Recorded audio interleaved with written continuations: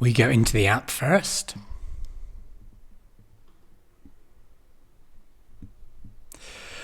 Alright, so we are thrown right into the setup, and the only things we need are these two IDs, which you get from AdWords. We explain here in this video how to do that, and we also explain in writing down here.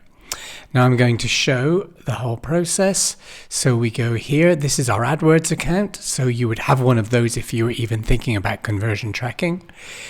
You go to conversions, you pick the conversion you're interested in, then you click here to use Google Tag Manager, and that's where you see the conversion ID. I just copy that.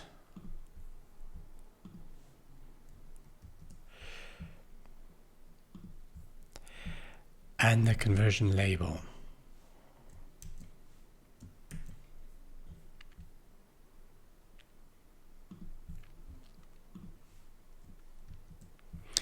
Having done that, you scroll to the bottom, you go next, and the app is ready for use.